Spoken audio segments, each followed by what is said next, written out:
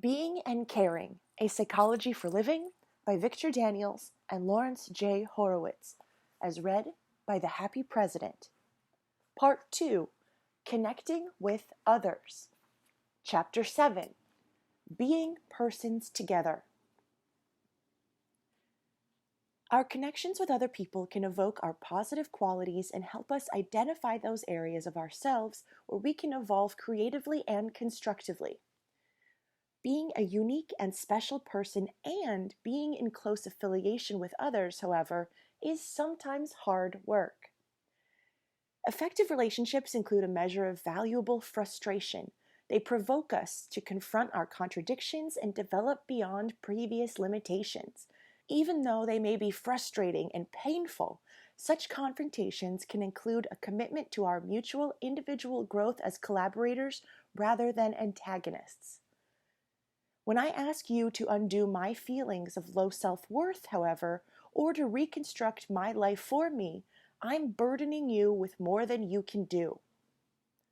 No one else can give me happiness and inner peace. Expecting you to rectify the defects in my life is disowning my capacity for self-support, and it impairs my capacity to enjoy you as you are. Ken Keyes writes, "The opportunity to live with another human being is one of life's greatest gifts. You damage and bruise this gift by your expectations that the relationship make you happy." Being with others and being with ourselves is an ebb and flow. There are life stages when it's valuable to be free of the stress of intense involvement with another person. Often, for instance, after a young person has moved away from home to share an apartment with friends or live in a college dorm, he or she begins to want to live separately for a time. Similarly, after the demise of a relationship, whether from divorce, death, or attrition, being alone is a useful time for redefining yourself. Don't be in too big a hurry to get involved with someone, counsels Keyes. Work on yourself first. Introduce yourself to the beautiful, capable, and loving you. Then let others discover you. The next section of this chapter addresses the difference between being alone and being lonely. Then 3 important elements of connecting with other people are presented in turn: mutuality, trust, and self-disclosure. Loneliness and aloneness. Many, perhaps most of us, are a little awkward in the way we use some of our time alone. The term alone applies to being with myself and not being with other people. Lonely, by contrast, refers to a state of mind and feeling deprived of people's presence or the contact with them we'd like to have. It's a subjective state, not a situation itself. I can be alone without feeling lonely, and I can feel lonely amid a multitude. Forms of loneliness. Loneliness, paradoxically, is an experience we all share. Each of us sometimes feels the existential loneliness of knowing that we are the only person who can feel our own life from the inside. We can't experience anyone else's life as they do. Existential loneliness includes facing the inevitability of things and people passing from my life, of others dying, and eventually of facing death. Most of our loneliness, however, is of other kinds. One aspect of loneliness is interactional, wanting to be with someone who's not available. Another is intrapsychic, holding back from making contact even when people are available. In the loneliness of withholding myself, I'm afraid of your disinterest or disapproval if I showed how I really feel. Perhaps I shouldn't feel that way, so we stay safely on the surface and avoid contact. I may hesitate from fear that I would appear childish if I were to speak of my fear, my love, my doubt, my sorrow. I should be able to handle it myself. Similarly, at times I want to feel your magic, but may keep you at a distance when I need your magic most. Lonely people often lack social skills. Loneliness can result from not knowing how to approach people I want to be with, or to say what I want to when I'm with them. Notice how some people look straight ahead as they walk along, as if they had blinders on. They can pass people they know and seem not to see them, or in fact not see them. As a teenager and young adult, I feared that others would be offended if I intruded on their privacy. Each person lived inside a glass box, and I couldn't reach or look inside without permission. I enjoyed discovering that most people preferred a hello or a friendly nod to my respect for their privacy. It wasn't respect at all, but my fear of reprisal for being intrusive. Here's something you can explore. For a while, smile and nod at everyone you pass or meet, even strangers. Then, for a while, scowl or look away from everyone. What do you discover? A variation of the loneliness of holding back is the loneliness of estrangement, when we hold back from a person we've been close to in the past. It can be painful to find few words to say when once we found so many. The loneliness of feeling rejected and resentful results from reaching out and having the other person turn away. When I make a clear statement of wanting to make contact and get a no from you, I may feel rejected and resentful. I feel less than I was, exposed, vulnerable, and without supports. The loneliness of separation can result from being away from people we care about when we haven't developed new friends to take their place. This often occurs in the passage from adolescence to adulthood. The highest rate of loneliness is found among people 18 to 25 years of age in a study from 1980. This is the time when we move away from depending on our parents for emotional support and may physically move away from home. We vacillate between feeling mature self-support and feeling desolate and lost as we try to redefine our identity without the physical and emotional attachments we are accustomed to. The loneliness of physical isolation is a variety of the loneliness of separation that involves being physically apart from other people, like someone alone in a room or a cell. The loneliness of alienation is another variation of the loneliness of separation. You've probably experienced this. Perhaps as a child you moved into a new neighborhood where you knew no one, or where most other children were from a different racial, ethnic, social, or religious group and were outspoken about the difference. Hopefully you are different from anyone around you. Some responses to loneliness.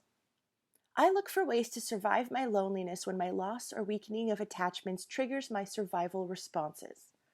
1. Escape. I can try to escape through alcohol, TV, or other drugs, or total commitment to play, work, or long-distance running. With such avoidance, I learn nothing, so that next time will be just as painful as this time. 2. Life projects. I take my energy away from my swirling vortex of thoughts about my loneliness and invest it in activities and enterprises that transform my time alone from loneliness into enjoyable solitude. 3. Reaching out directly. This involves finding the kind of company I want, going places and presenting myself where otherwise I might hold back. I might also go to classes or community clubs and interest groups to develop social skills while being with others. 4. Experiencing and observing my process. I allow myself to feel my loneliness as it is and notice what I'm doing to create and maintain it. I attend to my internal dialogue.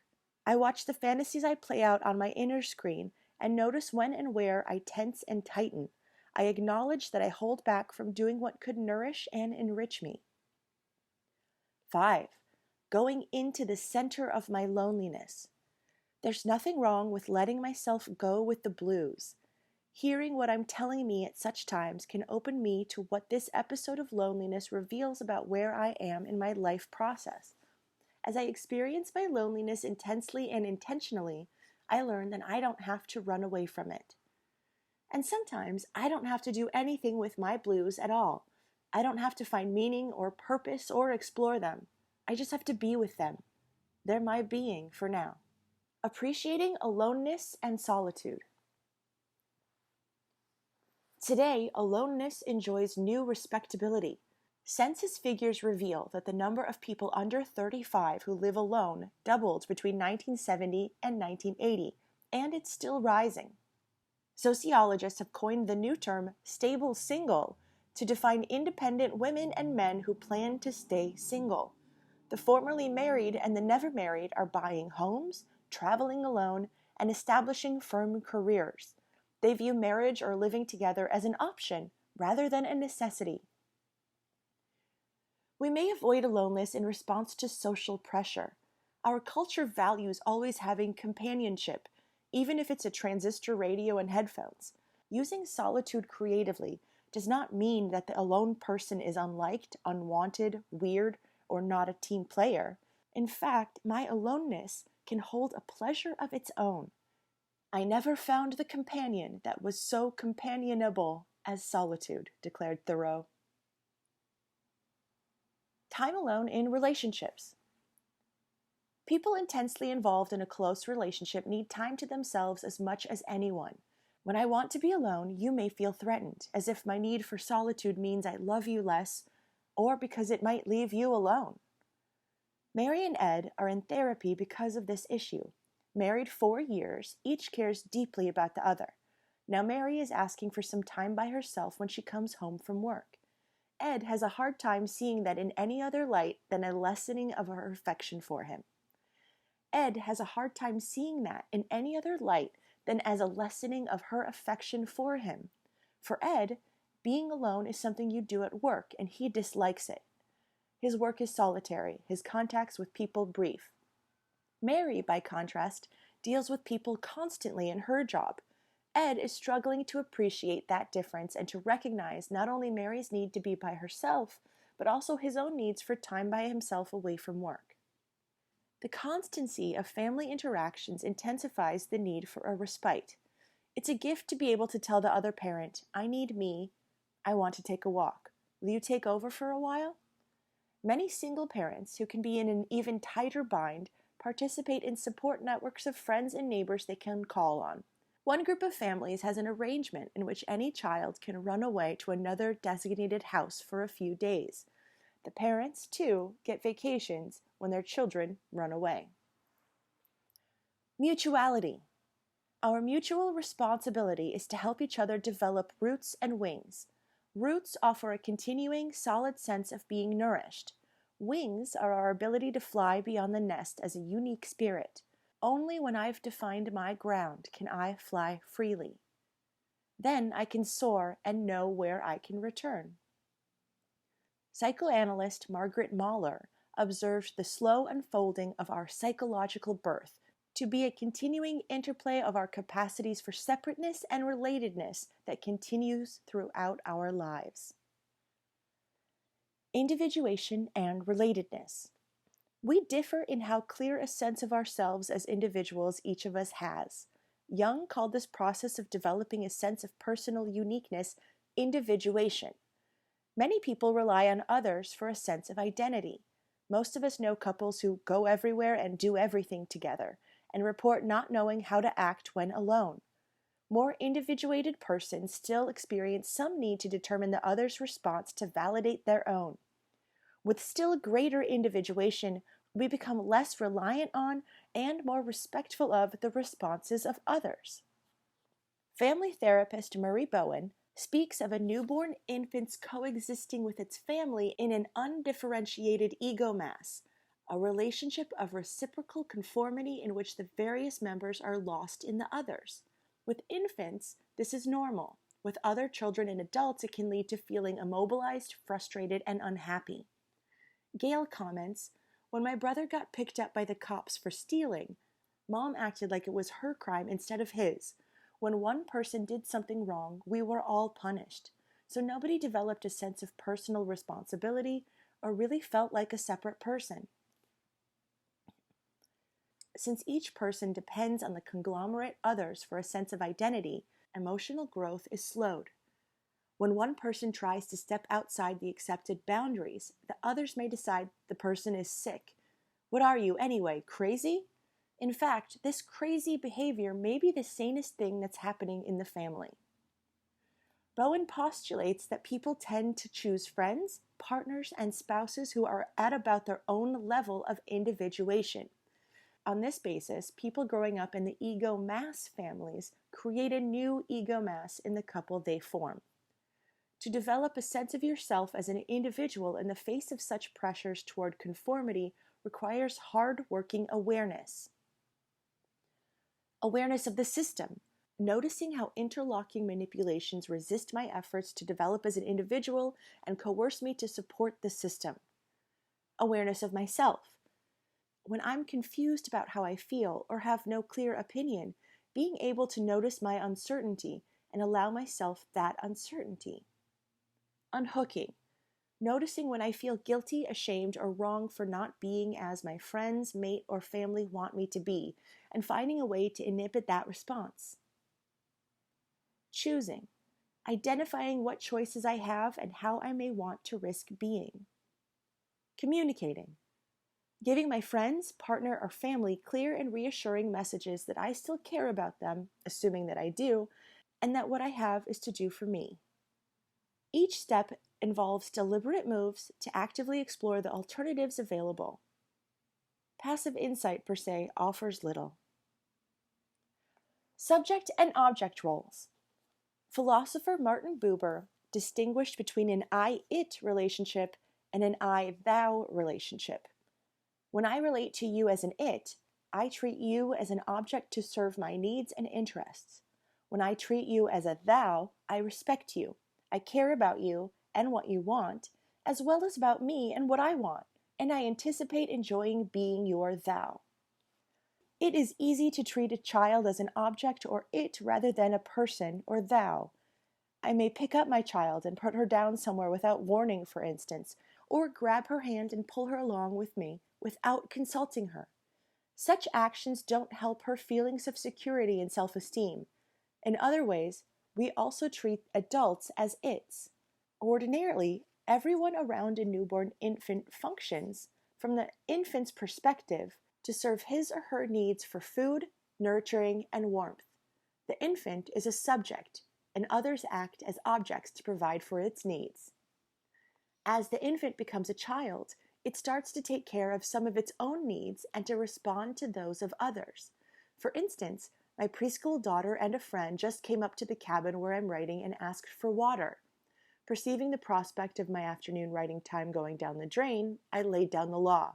Here's the water. Now you can stay at the cabin only if you two play at the end away from my writing area. If you start asking for my attention, back home you go.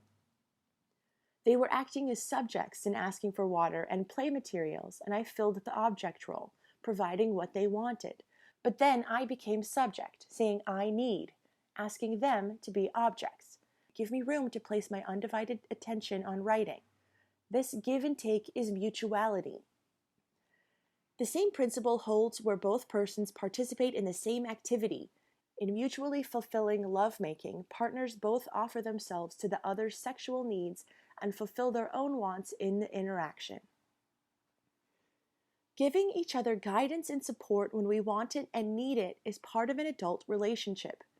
Perhaps I got involved with you because I thought you'd give me the kind of parenting I like, and because I also acknowledge your childlike needs and provide the parenting you want. When I insist on locking you into either role, however, it can lead to a one-way relationship. We're not on equal terms. In Learning to Love Again, Mel Kranzler writes, I didn't give Laura space. She wasn't a separate person, only an extension of my need to be taken care of. These weren't pleasant truths. They were true for my relationships with every woman who was or had been important in my life. Someone who is always busy meeting others' needs has little time to discover who he or she is as an individual. On the other hand, the person who manipulates another person into filling all of his or her wants never develops self-support. Both tacitly contract to stop growing. With children, from toddlers to young adults, I can provide an appropriate measure of guidance about what to do, but not about who to be. My son Paul, for example, is a hard-working musician. His explorations in his early 20s included study and work that did not allow him the financial capacity to totally leave our home. He's in and out, like a swinging door. The family supports his explorations and his commitment to music, encouraging him to study, dream, work, and value himself in the process. We talk and argue through what we want, need, and expect from him, and he does the same with us. It takes work, but it happens. Our support and encouragement don't demand that he be dependent and don't require him to feel guilty and obligated in return. Enjoying differences. On MASH the other evening, On MASH, a popular television show the other evening, Hawkeye said to Hot Lips something like, "Maybe our trouble, Margaret, is that we try to make..." Hawkeye said something to Hot Lips like, "Maybe our trouble, Margaret, is that we try to find made-to-order people in what in fact is an off-the-rack world." Accepting and respecting each other as we are can lead to enjoyment and satisfaction, celebration and admiration.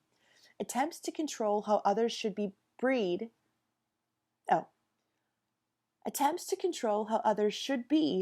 resentment and distance. Walter, looking back on his child-rearing years, observed, "It's interesting how for years I trained my children to think for themselves and be independent, and then when they started going in their own directions, I wanted them to stop rebelling and act like good little robots. If I value your self-reliance, I have to be prepared for you to be self-reliant in your way. If I value your appreciation of your unique self, you're more likely to appreciate my unique self." There's value in learning to see others' differences as exciting rather than threatening. My wife, for instance, tends to let plants grow aggressively when I would prune them. She allows our children greater latitude in certain matters where I tend to be narrower in my limits, and vice versa in other matters. She can be extremely expressive in situations where I'm more restrained. Virginia's satire calls an attitude of welcoming and appreciating another's way of being in the world a reverence for life, observing that while we may attract one another because of our sameness, it is our differentness that keeps us interested. Thus, a central issue facing each one of us is how to be with you as I am and enjoy you as you are. Love consists in this, declared German poet Rainer Maria Rilke, that two solitudes protect and touch and greet each other.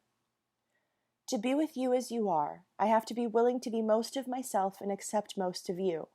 I can reach out to you only to the extent that I am willing to reach into myself. Trust. We most often use the word trust to mean depend on positively. I feel that you'll help me and won't hurt me, or hurt someone or something I care about. Trust can also mean predict. In the case of one couple, for 20 years the husband played around with other women and lied about it. "I can't trust him at all," the wife said. In fact, she could trust him totally to consistently pursue other women. So when someone says, "I can't trust you," the meaning is sometimes, I don't like what I can depend on. I can always trust another person to do what seems to that person to be in his or her interest at the time. The more I know about what's important to you, the more I know about what I can depend on you to do. In the rest of this chapter, the word trust is used in the first of these two meanings. A trusting attitude in this sense can be a self-fulfilling prophecy. When I walk into a situation expecting a warm and friendly response, I'm likely to reach out to others and find that they respond just as I trusted they would. Trusting other people happens when I have become trustworthy. If I don't trust myself, I won't trust others. As I learn to trust myself, I become better able to trust others and anticipate what I can trust another person to do and what I can't. Mistrust, while it is often a response to a real conflict in our objectives, can also occur in the absence of any such conflict. Social psychologist Theodore Newcomb speaks of autistic hostility. Imagining you to be hostile when you're not, I respond with hostility toward you, eliciting your antagonism in return. How trust develops. Mary Salter Ainsworth of London's Tavistock Institute observes that whereas a sensitive mother seems constantly to be tuned in to receive her baby's signals and interpret and respond to them both promptly and appropriately, an insensitive mother will often not notice her baby's signals, will misinterpret them when she does notice them, and will then respond tardily, inappropriately, or not at all. The children with sensitive, tuned-in mothers appeared more likely to develop a stable self-reliance combined with trust in others. Erik Erikson calls this a sense of basic trust. Trust in enduring relationships. Trust in enduring relationships develops gradually as the members experience mutuality.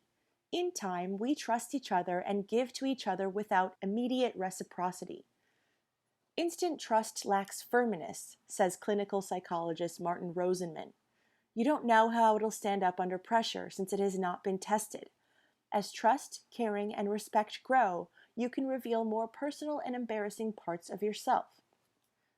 Trust is promoted by honesty, and nothing kills it faster than lying.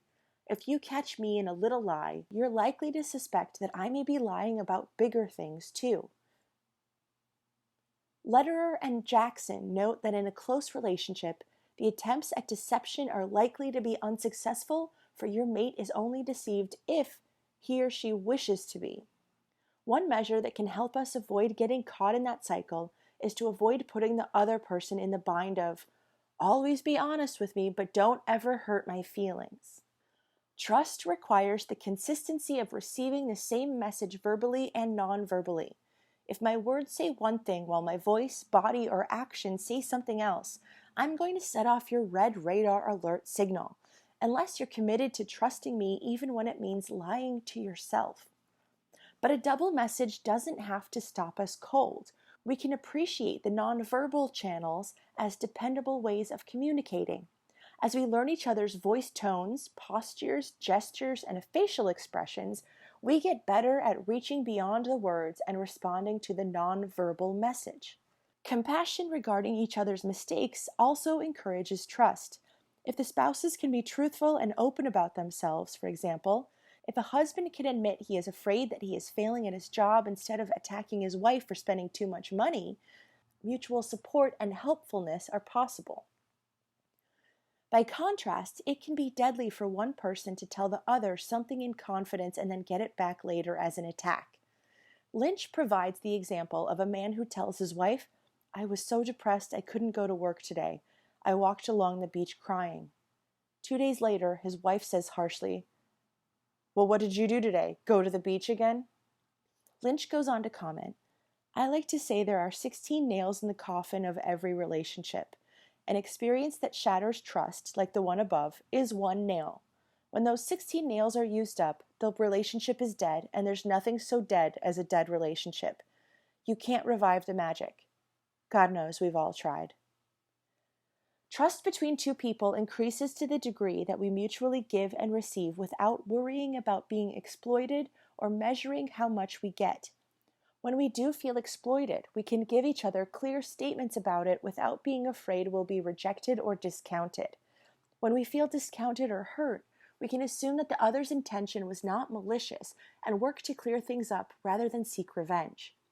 Trust is also fostered when we feel able to acknowledge our misguided judgments, mistaken responses, and shaky feelings without fear of being punished. Trust, closeness, and autonomy. At times, we fear getting too close to others. We might worry about our mobility, our freedom, or the responsibility for the other person's well-being. If I've learned to believe that being in a relationship requires diminishing my self-reliance, it's hard for me to reach out now, and tempting for me to sabotage a relationship when it threatens to get too deep. Studies of especially well-functioning persons show that these people typically display a smoothly working balance of self-reliance and the ability to seek and offer help when the occasion demands. Most of those studied grew up in close families that consistently provided support and encouragement. In some couples, both people operate as whole, separate people, but don't commit much to the relationship. Sometimes this is mutual, and sometimes one person is more involved in a couple while the other is more concerned with staying autonomous. Some couples and families function better with much closeness and less independence. Others seem to need much independence and less closeness. Still, others are endlessly working it out. Problems occur when you try to hide what you want from me, or hide your feelings when you feel that I'm not supporting your self-direction. In a mutual relationship, our self-reliant or self-focused action is complementary to our wanting to be together and our caring about each other. We help each other through hazards on which less mutually respectful and supportive relationships run aground. Couples can drift apart or explode apart when one person's preoccupation with occupational success becomes so great that he or she invests little energy into being with the other or in enjoying their time together. The mate, closed out of the other's circle of commitment, is left with the symbols but not the substance of what matters most. It's taken me time to learn that my wife, though she thinks my writing and teaching have real value, doesn't love me for it or even care all that much about it. She cares that I spend quality time with her and the family, listen to her, and share my feelings with her. When I skimp on that contact, things deteriorate between us. I feel similarly resentful when she gets so involved in her work that she spends little time with me. In these times, being clear about what I feel and want is hazardous but essential. Self-disclosure. It's easier to let ourselves be visible when we feel secure and comfortable. When a situation is threatening or painful, we may hide. No one is completely closed or completely open. Each of us is closed in certain ways and open in others. In some contexts, closed can mean safe and protected, while open is vulnerable and risking. There are times when I need to be closed and times when I need to be open. I don't want to give up my defenses. I want to be able to use them when I need them. I guard against poison when that's what someone wants to give to me. I close off from doing things I sometimes like to do if I'm tired or just don't feel like doing them now. Disengaging can be a way I take care of myself and gather my energy for when I need it. I take the best care of myself when, paradoxically, I can retain an open awareness that helps me see where and how I want to be observable and where and how I want to be concealed. My level of openness affects the quality of the contact I make with others. In my teaching, I've discovered that the class that doesn't go well is usually the class in which I haven't opened myself to where the students are, to their needs and directions. Sometimes the signals from my body fit the present situation and sometimes not. I may close up now in a situation that reminds me of something that was painful in the past, even though the present state of affairs isn't really threatening. At other times, my body gives me useful information that my head can use. When I feel another person being closed toward me, I tend to withhold myself. I can feel some of my muscles tense and tighten as my body seems to pull away and close up. Yet if I want to be in touch with that person, it may be up to me to make the first move. I can risk sharing myself. Open communication requires self-disclosure. We can do this cautiously at first, verbally and non-verbally with words and gestures, giving each other a measure of access into our interior worlds and implicitly stating our trust in the other's ability to appreciate our commitment. Many people, says A.L. Scoresby, think they are doing their partner a favor by hiding worry or other intense feelings. But most of us, when we share much time with someone, learn the nonverbal signs that something's not all right with the other person. So when I don't share my worries, my wife, sensing the worry, is likely to be mystified by it. What's eating him anyway? By trying to protect her, I cause her worry too. Difficult as it sometimes is, clear self-disclosure can be particularly valuable when we're disengaging from our involvement with someone. During the demise of a relationship in the years before, I learned that the normal confusion and the hurt of such an event was compounded by my come close, go away double message. I want to break up, but I don't. Years later, Sally and I, who had lived together for 2 years, sat looking at each other one autumn morning. As we looked into each other's eyes, both realizing that we were no longer giving each other what we needed, we were straightforward about what we wanted and weren't getting from the other, and what we were not willing to give. The normal pain of separation was not compounded by deception and withholding, and now, many years later, we are still good friends. Other aspects of disclosure. Self-disclosure doesn't just mean talking about intensely personal matters. Disclosing trivial but interesting bits of information about myself is one way to start a conversation. If I say too much about things that are deeply personal right at the beginning, you may feel that I'm coming on too strong and retreat.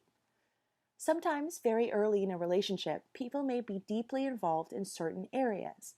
In a weekend romance where both people know they're not likely to see each other again, there isn't time to build up trust slowly. In fleeting conversations with strangers, people are sometimes remarkably candid. And in more normal situations, the rules by which we form our impressions of others and calculate our responses to them may be relaxed in exceptional circumstances, like when I am in emotional distress and badly need to talk about it. Even complaints can be a form of disclosure. Looking back on a recent relationship, Juanita says, I never told Ramon that it bothered me that he always talked about his ex-girlfriend. I believed that allowing him to talk freely about the situation would help him get over her and his guilt. Now I realize that I should have said how I felt because I just took my frustrations out in other ways. Limits on disclosure. If you've brought a lawsuit against me, I'm likely to disclose as little as I can, for your very act of bringing the suit is a statement that you have no faith in our ability to work things out through direct communication. Or if I'm dependent on you in some important way and afraid you may leave me, fire me, or pass me over for promotion, I'm likely to be very selective about my self-disclosure. I'll disclose only those facts that are consistent with the approval that I want from you. Even in my most intimate relationships, I'm not always transparent to the people who love me, nor need they always be that completely open with me. In an interesting study of a work group, one of the two least liked and most maladjusted members was the most secretive and undisclosing person in the group, while the other was the highest discloser. Those who were better liked and more effective had developed their ability to anticipate how much and what kind of disclosure is appropriate to a given situation. End of chapter 7.